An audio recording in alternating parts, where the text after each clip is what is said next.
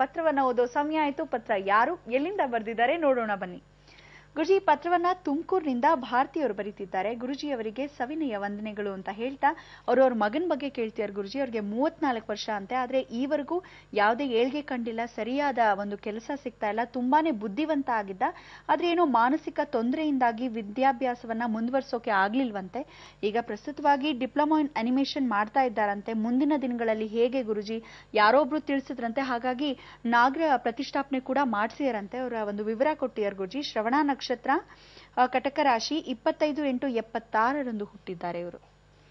ಶ್ರವಣ ನಕ್ಷತ್ರ ಮಕರ ರಾಶಿ ಆಗಿರ್ತಕ್ಕಂಥ ನೀವು ಕರ್ಕಾಟಕ ರಾಶಿ ಅಲ್ಲ, ತಿಳ್ಕೊಳ್ಳಿ. ಕರ್ಕಾಟಕ ರಾಶಿ ಬರೋದು ಚಂದ್ರನ ಮನೆ. ಯಾವತ್ತೂ ಶ್ರವಣ ನಕ್ಷತ್ರ ಅಂದ್ರೆ ಮಕರ ರಾಶಿ ಬರ್ತಕ್ಕಂಥ ವಿಚಾರ. ನೀವು ಏನು ಅಂದ್ರೆ ಈ ವಿಶೇಷವಾಗಿರ್ತಕ್ಕಂಥ ಅವಧಿ ಅಂದ್ರೆ ಪ್ರತಿಯೊಬ್ಬ ಮನುಷ್ಯ ಜೀವನದಲ್ಲಿ ಒಂದೊಂದು ಅವಧಿ ದಾಟೋ ಸಮಯಕ್ಕೆ ಮದುವೆ ಆಗ್ಬಿಡ್ಬೇಕು, ಒಂದೊಂದು ದಾಟೋ ಸಮಯದಲ್ಲಿ ವಿಶೇಷವಾಗಿ ಕೆಲಸ ಸಿಕ್ಬಿಡ್ಬೇಕು, ಒಂದೊಂದು ದಾಟದ ಸಮಯದಲ್ಲಿ ಕೆಲಸ ಕಾರ್ಯಕ್ಕಿಂತ ವಿದ್ಯೆ ಮುಖ್ಯ ಸಿಗ್ತಕ್ಕಂಥ ವಿಚಾರ. ಹೀಗೆ ಆ ಗೊತ್ತಿಲ್ಲದೆ ಆಗಿರ್ತಕ್ಕಂಥ ಕರ್ಮ ಫಲಗಳನ್ನ ಏನು ಹೇಳ್ತೀವಿ, ಮುನಿ ಸಂಚಾರ ಅಂತ ಕರಿತೀವಿ. ಮುನಿ ಸಂಚಾರ ಅಂದ್ರೆ ಬುಧ ಮತ್ತು ಶನಿ ಇಬ್ರು ಒಟ್ಟಿಗೆ ಕೂತ್ಕೊಂಡಾಗ, ಅಂದ್ರೆ 2 ನಪುಂಸಕ ಗ್ರಹಗಳು ಕೂತ್ಕೊಂಡಾಗ ಕೈಗೆ ಬಂದಿರತಕ್ಕಂಥ ಕೆಲಸ ಸಿಗಲ್ಲ. ಓದಿರ್ತಾನೆ, ಬಹಳ ಓದಿರ್ತಾನೆ, ಅವನಿಗೆ ಯೋಗ್ಯತೆಗೆ ಕೆಲಸವೇ ಸಿಗಲ್ಲ, ಹುಡುಕ್ತಾ ಇರ್ತಾನೆ, ಎಂತೆಲ್ಲ ಪ್ರಯತ್ನ ಮಾಡೋದು ಸಿಗಲ್ಲ.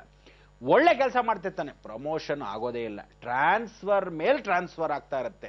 ಇದೆಲ್ಲ 2 ನಪುಂಸಕ ಗ್ರಹಗಳು ಒಂದೇ ಮನೇಲಿ ಕೂತ್ಕೊಂಡ್ರೆ. ನಿಮ್ಮ ಮಗನಿಗೂ ಅದೇ ಹಣೆ ಬರ. ಅದಕ್ಕೋಸ್ಕರ ಏನು ಅಂದ್ರೆ ನಿಮ್ಮ ಮಗ ದೇವಸ್ಥಾನಗಳಿಗೆ ಹೋಗಲ್ಲ. ಯಾವ ಕಾಲಕ್ಕೂ ಅಭಿವೃದ್ಧಿ ಅಂದ್ರೆ ನೀವೇ ದೇವಸ್ಥಾನಕ್ಕೆ ಹೋದಾಗ ಏನು ಫಲ? ಅವ್ನು ಹೇಳ್ತಾನೆ, ಅವ್ನಿಗೆ ಏನು ಯೋಗ್ಯತೆಗೆ ಬರಕ್ಕೇನೋ, ನಾನು ದೇವರಲ್ವೇ, ನನ್ನ ಹತ್ರ ಬಂದು ನಮಸ್ಕಾರ ಮಾಡೋಕ್ಕಾಗಲ್ಲ ಅವನಿಗೆ, ಅವ್ನು ಬರೆದಿದ್ದರೆ ನಾನೇ ಕೊಡಬೇಕು ಅಂತಾನೆ ಪರಮೇಶ್ವರ, ವಿಷ್ಣು ಆಗಲಿ, ಯಾವುದೇ ನಿಮ್ಮ ಮನೆ ದೇವರಾಗಲಿ ಕುಲದೇವರಾಗಲಿ.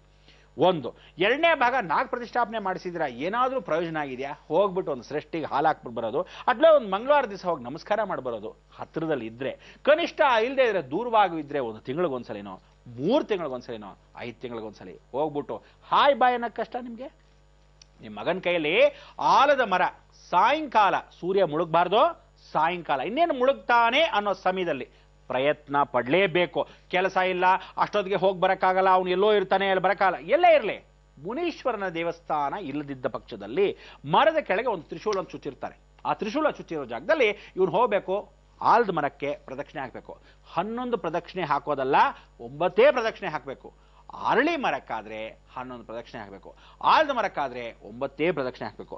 ತ್ರಿಶೂಲ ಚುಚ್ಚಿರೋ ಜಾಗದಲ್ಲಿ 1 ನಿಂಬೆ ಹಣ್ಣ ಹೀಗೆ ಕಣ್ಣುಗೊತ್ಕೊಂಡು ಆ ತ್ರಿಶೂಲಕ್ಕೆ ಪ್ರಾರ್ಥನೆ ಮಾಡ್ಕೋಬೇಕು. ನಿಮ್ಮ ಮಗ ಏನಂತ, ನನಗೆ ಕೆಲಸ ಸಿಗ್ಲಿ ಅಂತಲೋ, ಅಥವಾ ವಿವಾಹ ಆಗ್ಲಿ ಅಂತಲೋ, ಅವನ ಕರ್ತವ್ಯ ಏನು ಬೇಕು ಅಂತಲೋ, ನಿಮ್ಮ ಯೋಚನೆ ದೂರ ಆಗಕ್ಕೋಸ್ಕರ ನೀವು ಮಾಡಬೇಕು.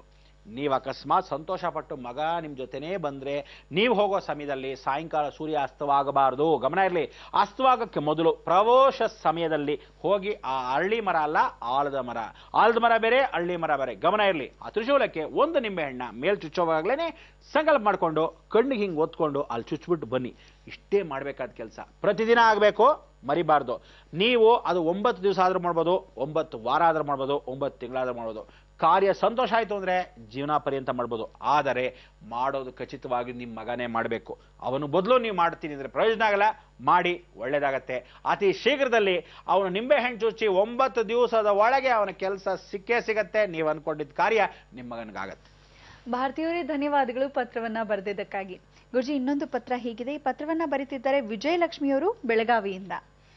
ಪರಮ ಪೂಜ್ಯರಾದ ಬೃಹತ್ ಬ್ರಹ್ಮಾಂಡ ಗುರುಜಿಯವರಿಗೆ ಬೆಳಗಾವಿಯಿಂದ ವಿಜಯಲಕ್ಷ್ಮಿ ಮತ್ತು ಕುಟುಂಬದವರಿಂದ ಕೋಟಿ ಕೋಟಿ ವಂದನೆಗಳು, ಮತ್ತು ತಮ್ಮ ಈ ಕಾರ್ಯಕ್ರಮವನ್ನ ನಡೆಸಿಕೊಡಲು ಅನುವು ಮಾಡಿಕೊಟ್ಟಿರೋ ಜಿ ಕನ್ನಡದವರಿಗೂ ಕೂಡ ನನ್ನ ನಮಸ್ಕಾರಗಳನ್ನ ಅರ್ಪಿಸ್ತಾ ಇದ್ದೇನೆ ಅಂತ ಹೇಳ್ತಾ ಅವ್ರ ಪ್ರಶ್ನೆ ಹೀಗಿದೆ ಗುರುಜಿ, ಗುಡಿಗೆ ಹೋದಾಗ ಮೊದಲು ಮೂಲ ದೇವರನ್ನ ನಮಸ್ಕರಿಸಿ ನಂತರ ಇತರ ದೇವತೆಗಳನ್ನ ನಮಸ್ಕರಿಸಬೇಕೆ, ಅಥವಾ ಇತರ ದೇವತೆಗಳನ್ನ ನಮಸ್ಕರಿಸಿ ನಂತರ ಮೂಲ ದೇವರನ್ನ ನಮಸ್ಕರಿಸಬೇಕೆ ಅಂತ ಕೇಳ್ತಿದ್ದಾರೆ. ಇಷ್ಟು ವರ್ಷಕ್ಕೆ ಯಾರಾದ್ರೂ ಒಂದು ಲೋಕ ಕಲ್ಯಾಣಾರ್ಥವಾಗಿ ಒಂದು ಪ್ರಶ್ನೆಯನ್ನು ಕೇಳಿದ್ದಾರೆ ಅಂದ್ರೆ ಸಂತೋಷ ಪಡಬೇಕು. ಎಲ್ಲರೂ ವೈಯಕ್ತಿಕ ಪ್ರಶ್ನೆಗಳನ್ನ ಕೇಳ್ತಿದ್ರೆ ಈ ತರದ ಒಂದು ಸರಳವಾದ ಪ್ರಶ್ನೆ ಎಲ್ರಿಗೂ ಉಪಯೋಗವಾಗಿರ್ತಕ್ಕಂಥ ಪ್ರಶ್ನೆ. ಮೂಲ ದೇವಸ್ಥಾನ ಅನ್ನೋದು ದೇಹದ ಗುಡಿ, ಅಂದ್ರೆ ತಲೆಯ ಭಾಗದಲ್ಲಿ ಪ್ರತಿಯೊಬ್ಬ ಮನುಷ್ಯನಿಗೆ ಗರ್ಭಗುಡಿ ಅಂತ ಕರಿತೀವಿ. ದೇಹವೇ ದೇಗುಲ ಅಂತ ಕರೀತಕ್ಕಂಥ ವಿಚಾರ. ವಾಸ್ತುಶಿಲ್ಪವಾಗಿ, ಶಾಸ್ತ್ರ ಸಂಪ್ರದಾಯವಾಗಿ ಗರ್ಭಗುಡಿ ಅಂದ್ರೆ ತಲೆಯ ಭಾಗ. ತಲೆ ಅಂದ್ರೆ ಶಿರಸ್ಸು. ಆ ಶಿರಸ್ಸಿನ ಭಾಗದಲ್ಲಿ ತಲೆನೋವಾಗ್ಲಿ, ಮನಃಶಾಂತಿ ಇಲ್ಲದೆ ಇರೋದಾಗ್ಲಿ, ವ್ಯಾಮೋಹ ಆಗ್ಲಿ, ಪ್ರತಿಯೊಬ್ಬನಿಗೂ ಆಸೆ ಬರೋದಕ್ಕಿಂತ ದುರಾಸೆ ಆಗೋದಾಗ್ಲಿ ಎಲ್ಲವೂ ಈ ತಲೆಯಿಂದ. ಆ ತಲೆಯಲ್ಲಿ ಸೂರ್ಯ ಸೂರ್ಯನಾಡಿ ಚಂದ್ರನಾಡಿ ಎರಡೂ ಓಡ್ತಾ ಇರತಕ್ಕಂಥ ಆ ತಲೆಯ ಭಾಗದಲ್ಲಿರ್ತಕ್ಕಂಥ ವಿಗ್ರಹದ ಮೂಲ ಗರ್ಭಗುಡಿಯೇ ಮುಖ್ಯ. ಅದಕ್ಕೆ ನೀವು ನೇರವಾಗಿ ಯಾವ ಮೂಲ ದೇವಸ್ಥಾನ ಅಂತ ಗಮನ ಇಡಬೇಕು. ಅದು ಈಶ್ವರನ ದೇವಸ್ಥಾನ ಅಂದರೆ ನೇರವಾಗಿ ಈಶ್ವರನ ದೇವಸ್ಥಾನ, ವಿಷ್ಣು ದೇವಸ್ಥಾನ ಅಂದರೆ ಮಹಾವಿಷ್ಣು ದೇವಸ್ಥಾನಕ್ಕೆ, ಲಕ್ಷ್ಮೀ ಅಂದರೆ ಲಕ್ಷ್ಮಿ. ಆದರೆ ಮೂಲ ದೇವಸ್ಥಾನಕ್ಕೆ ಹೋಗೋಕ್ಕೆ ಮೊದಲು ಗಣಪತಿನ ಮರಿಬೇಡಿ. ಆ ಗಣಪತಿಗೆ 21 ಬಸ್ಕಿಯನ್ನು ಹೊಡೆದು ಮೊಟುಕೊಂಡು ನಮಸ್ಕಾರ ಮಾಡಿ ಮೂಲ ದೇವಸ್ಥಾನಕ್ಕೆ ನಮಸ್ಕರಿಸಿ ತದನಂತರ ಪ್ರಾಕಾರ ದೇವತೆಗಳು ನಮಸ್ಕಾರ ಮಾಡಬೇಕು. ಆ ಮೂಲ ದೇವಸ್ಥಾನ ಎಲ್ಲೇ ಆಗಲಿ ದೂರವಿದ್ದರಾಗಲಿ ಮೂಲ ದೇವಸ್ಥಾನದ ವಿಗ್ರಹಕ್ಕೆ ನೀವು ಹೋಗಬೇಕಾದರೆ ದಯವಿಟ್ಟು ಯಾವ ಕಾಲಕ್ಕೂ ಎದುರು ನಿಂತ್ಕೊಂಡು ಏನೂ ಕೇಳ್ಕೊಬೇಡಿ, ಸೈಡಲ್ಲಿ ನಿಂತ್ಕೊಂಡು ಹೀಗೆ ಸಂಕ್ಷಿಪ್ತವಾಗಿ ಪ್ರಾರ್ಥನೆ ಮಾಡಬೇಕು.